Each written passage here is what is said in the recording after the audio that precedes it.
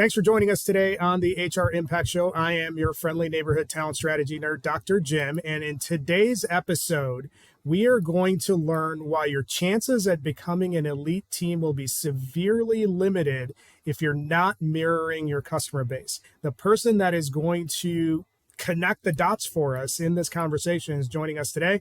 She's the co-author of The Conscious Communicator, The Fine Art of Not Saying Stupid Boop, the co-creator of the Depth Model for DEIB Messaging. She's a former filmmaker, a current conference speaker. She's a fireside chatter. She's a YouTuber, and she's a lot of other things that have ER at the end of it, including the founder of Kim Clark Communications. Kim, welcome to the show. It's a pleasure to be here. I always enjoy our conversations. Yeah, I'm looking forward to another hard-hitting, is that the right word? Another fun conversation, and we probably won't go as deep as we typically do, but really looking forward to the chat. I know that there's a lot of stuff about your background that's super interesting. Why don't you get the listeners up to speed on some of the stuff that I might have left out that you feel is important for them to understand and know about you? What I do, as you mentioned, it's really this intersection of diversity, equity, and inclusion work and communications. So I'm a firm believer that all the DEI strategy and efforts that teams are putting together and implementing cannot be successful without communications. So how did I get here? Why am I so passionate about this? And I'm very urgent about this work. And some of it is informed by my personal identities as well. I am a woman, a cisgender woman. I am a gay woman. I am a mom of 2 kids with disabilities. And I also have Native American heritage on my mother's side, Muskogee Nation. And so with those identities, I also have the privilege of having white skin and having the privileges that come with that. I am college educated. I don't have any disabilities. And so with that, and I have height privilege, I have a lower voice privilege, all of these things inform my experience and my ability to influence. Now, when it comes to the work, I've run internal communication departments for over, 10, 15 years. And I was in-house running global teams at brands you've probably heard of: PayPal, GoDaddy, GitHub, for example. And while I was running those teams and putting together internal communication strategies for the global team, I was obviously paying attention what was going on outside of our walls, from the social topics and the context and the crisis situations that were happening. And I started working with who's now my mentor, who's been a corporate diversity trainer for 40 years. She's been involved in everything. And as a Black woman who's gay, who's also a minister, she's influenced me through her education, her work, her talks, coaching with me one-on-one to help me understand the role and responsibility of communicators, of language, when it comes to delivering successful outcomes for everybody in diversity, equity, and inclusion. So I have this side of me that understands being a part of a dominant group. And I also have this part of me that is informed by being marginalized. So it's very situational. And I bring both in when I work with clients to help them see the sides that I have personal experience with. And then I bring in team members who have the variety of experiences that I don't have in order to round out the experiences for clients. There is one thing that I want you to expand a little bit on. You mentioned a number of times certain areas or aspects about your background and your life that give you privilege. And I'd like you to expand on the concept of privilege, because oftentimes when we mention the word, there are segments of the population that will recoil at that word and say that's not a thing. Why is it important that we recognize that most, if not all of us, have some sort of privilege, especially if we're in the Western world? Can you share a little bit about why the concept of privilege needs to be understood, reframed, and accepted for us to move about the world in an appropriate way?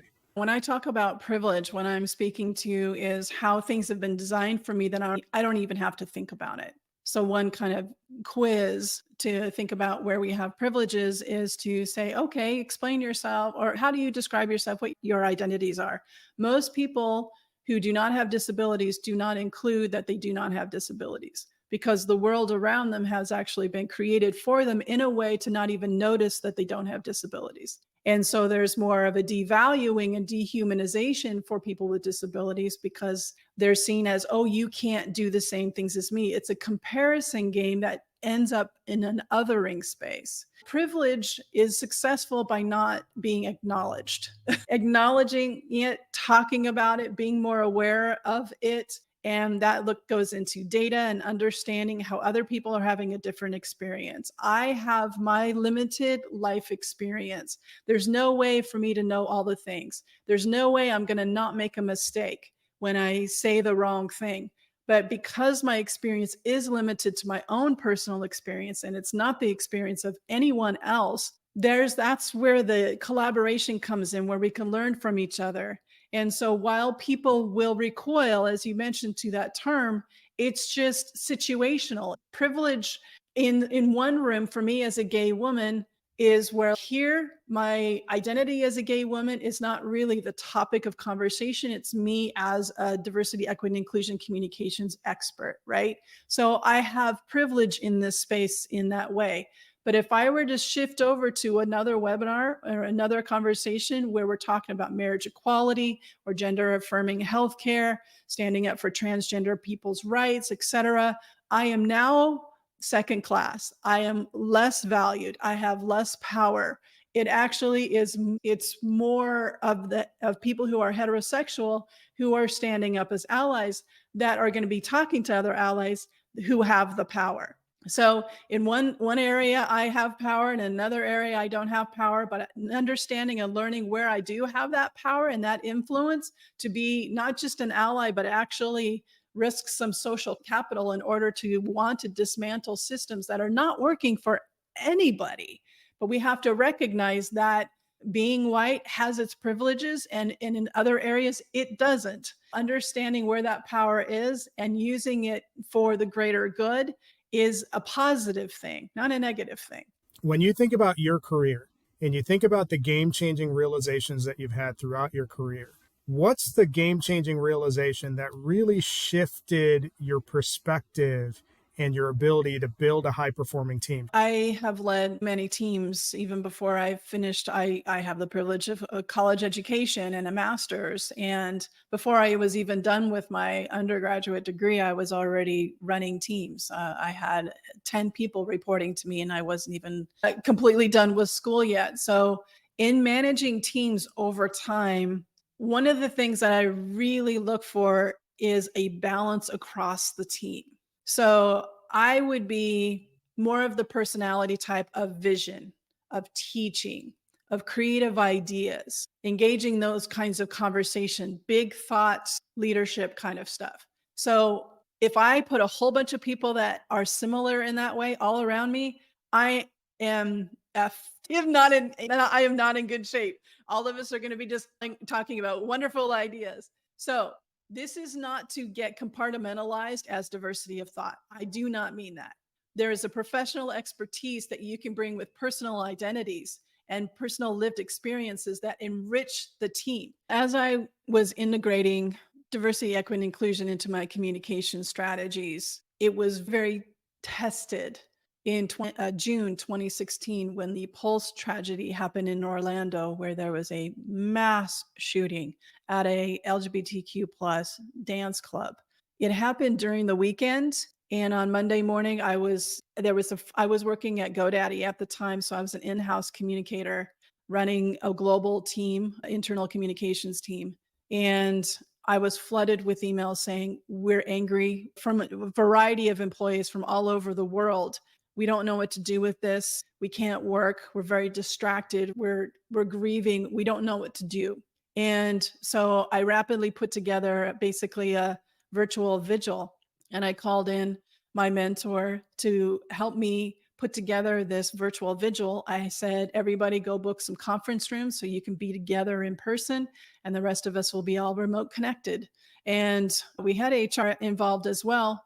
But basically that session, allowing people to have the space to talk in a workplace environment, this is long before the murder of George Floyd, that was a tested moment that I realized that all the work that we had done in putting diversity, equity, inclusion in place, building the relationships, having the technology ready, having the content there was a permission for people to access me and access my team and say, we need help, we need direction. And we were able to respond very quickly in a meaningful way. So it wasn't just a post saying, we acknowledge the Pulse tragedy and it's so sad. No, we were able to meet the need in that moment and listen to what employees needed in a workplace environment, recognizing it was something that happened outside our doors and had nothing to do with our work, but had everything to do with people who were personally and professionally impacted by the incident. That was absolutely a game changer. And it elicited how I was structuring relationships and building my team moving forward. I want to drill in a little bit because it's a really human example about how something can happen externally and you need to do more than just have a perfunctory statement. You need to actually make it real in the halls that you walk in. How can organizations and leaders be more intentional about doing that sort of stuff? Is there a framework that they need to be thinking about where you can go beyond just the perfunctory statement that's going to have an impact on the business? At that time, there was a tremendous amount of involvement by our organization in a lot of social topics proactively. There's a great partnership between legal, HR, communications, marketing, et cetera. And we were very proactive around pay equity, for example, standing firm that at the time there was a lot of conversation that had begun around gender neutral bathrooms and at tech locations. And we were standing firm that was absolutely something that needed to happen so everyone could be safe within the workplace. And so we were very proactive in that work in an external standpoint, and internally I reflected that through embedding DEI within the communication strategy. So building the relationships with employee resource groups and keeping a very close tabs on the pulse of the employees. We did employee engagement surveys like a lot of people, but we didn't put the emphasis necessarily on the participation. It was more about the cadence of the communications and taking actions on what we heard. That's what builds trust. It's not, hey, we had 93% participation, here's our themes, and we never talk about it again. So it's the proof points and following up with actions that are actually meaningful to employees and having those listening. That's what's the saying, we have 2 ears and 1 mouth, because we need to be listening twice as much. And so when we do that, we're able to meet the needs of folks. And when we are co-creating what the channels look like, what the events that are needed, then we're able to meet those needs and we're able to pivot when we need to upgrade or downgrade. But it's really about meeting the needs of employees and meeting the needs of managers in order to support their employees. Because especially after the murder of George Floyd, we've returned back into a workplace where now we talk about race, and we've been ill-equipped, under-resourced, under-trained to have these kinds of conversations that need to be had. There's a lot of interesting things about what you just said that I think we can expand on. Here's what I gathered from what you just described. In the day-to-day workspace, you're presented with a number of choices. You have the choice to be transparent or not. You have the choice to be communicative or not. You have the choice to be treating the workplace as a place where it's only work stuff or it's the whole person stuff. And you have a choice on which lane that you pick. And then you have the choice between just listening, or you have the choice to listen and then act. Each of those choices creates the type of culture that define how people are going to show up.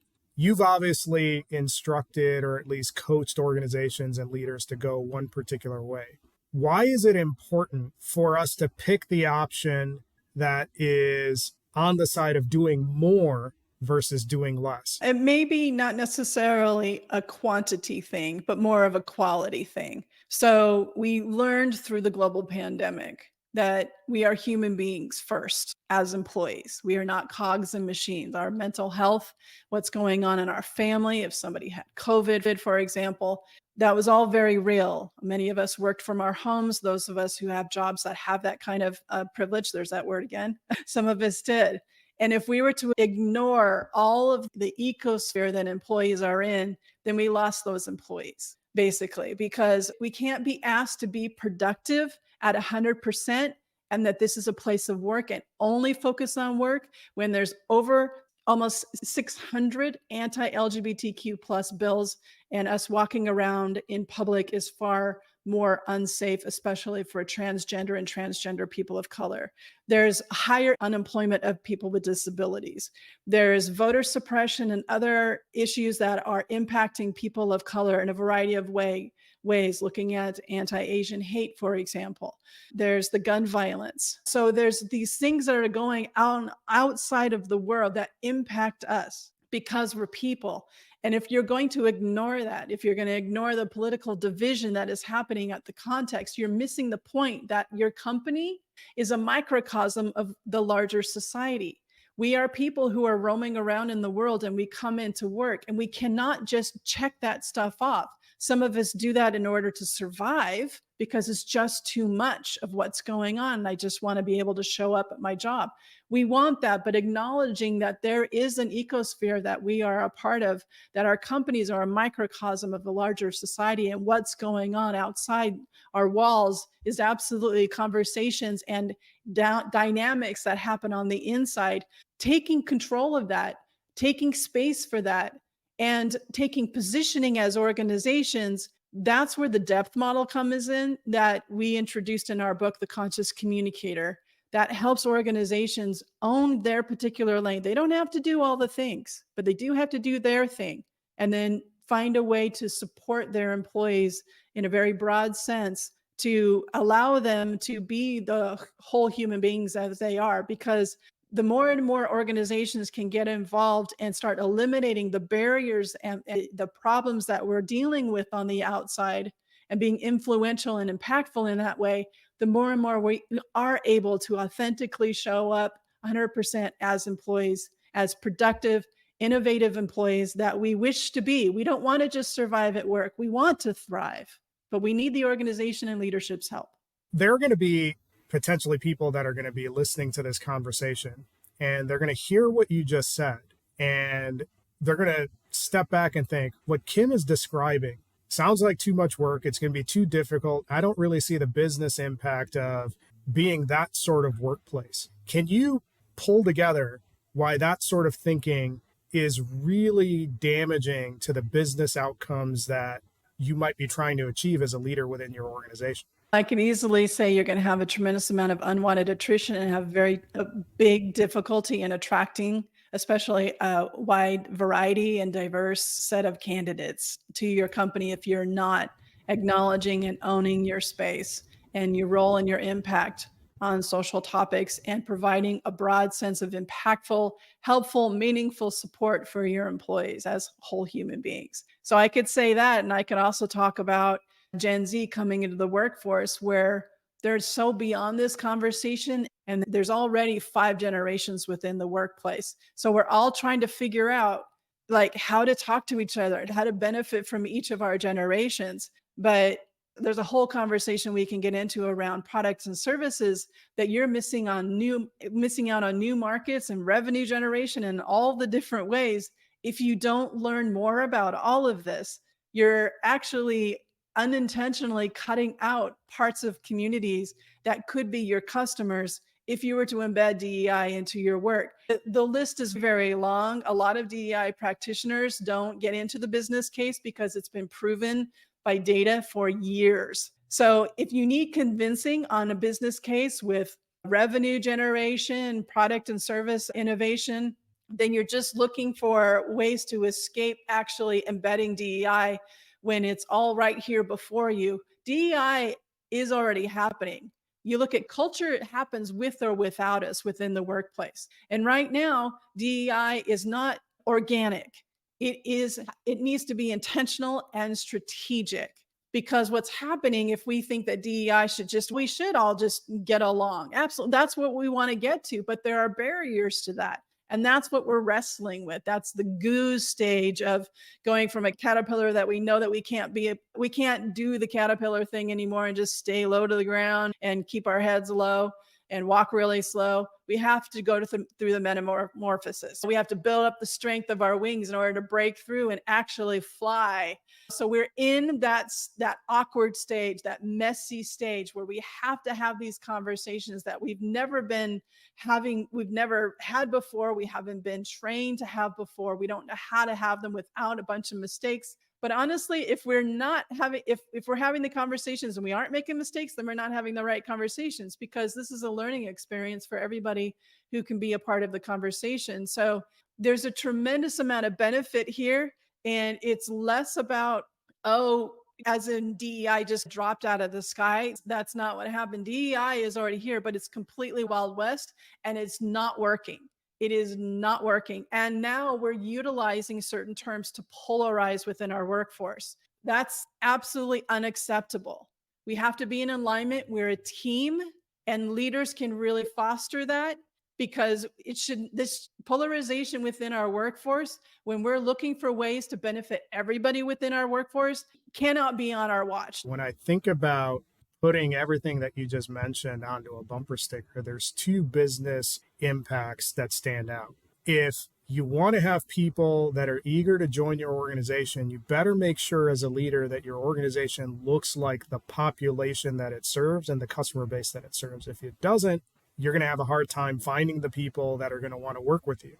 And then on the customer side, if you want to continue being relevant in your customers' hearts and minds, you also need to be representative of the communities that you serve. If you want to become an elite organization, if you're not mirroring the communities that you serve, and internally you don't look like the people that you want to hire, you're going to have big problems in ever getting to that status. Before we wind down, let's put some frameworks together. When we open the conversation with how do you become an elite team, what are the things that you need to do? You talked about some of the game-changing experiences that you had that really helped you push the envelope in terms of creating high-performing and elite teams. So if we break all of that down into a framework, what are the things that leaders need to be thinking about from your perspective that's going to help them be more effective in creating high-performing teams? You got to own where you are in diversity, equity, and inclusion. Because one of the outcomes of DEI is psychological safety. And what's the outcome of psychological safety? That gets to the innovation that we were talking about, that you're getting retention of a variety of talented people who deserve to be there if we can remove the barriers and allow them to thrive. And listen to them. They know what needs to be fixed. So that takes us right back to psychological safety. And so that's where we're in team environments where there isn't a fear of retaliation, that there isn't a fear of humiliation for bringing up ideas, feedback, criticisms of the projects or how we're working or whatever it is, that we're basically rallying around similar problems and wanting to do the best for our customers and for the cohesion and the success of the team. We have performance goals. And so how we get to them needs to have inclusion baked in, and we need to be measuring ourselves on what the inclusion practices are in order to keep ourselves accountable. Otherwise, we're going to keep going back to our default of unconscious bias, and we're going to keep messing up, and we're going to keep causing the same kinds of problems. So building into our processes, our systems of inclusion is a key way to keep ourselves accountable. So what it comes down to is if you want diversity, equity, and inclusion as a result, it must be part of your process. It doesn't happen by magic or accident at the end. It must be strategic and intentional throughout how you do the work. Where can people find you? You can find me on LinkedIn. DEI Communications Kim Clark is my URL. Also, I have a website, and it's kimclarkcommunications.com. You can also find me on social and TikTok, YouTube, and Instagram. All of those links are on my website, kimclarkcommunications.com. And you can always get the book, The Conscious Communicator, The Fine Art of Not Saying Stupid Stuff, family-friendly version. I think the listeners are going to get a lot from the conversation once they hear the chat that we had. The big thing that I take away from this conversation is this. Being elite is a choice. You have a choice between communicating or not. You have a choice between being transparent or not. You have a choice between being a compartmentalized workplace or a workplace that is inclusive. All of those are choices, but one set of choices will put you on the path to being elite. That's what I picked up in listening to this conversation. And the alternative is being left behind. So it's up to you as the listener to decide which option is appealing to you. Do you want to be the place where you're making the right choices, you're creating the right kind of culture where people are flocking to? Or do you want to be the kind of organization that is the equivalent of the phone book? It's up to you on which way you're going to take. It's either the choice between being relevant or irrelevant. Thanks for hanging out with us. Thanks for listening to the episode. If you liked the conversation, leave us a review. Tell us how we did. And then tune in next time for another great conversation where we are interviewing some of the best practitioners in North America on what you can do to become an elite and high-performing organization.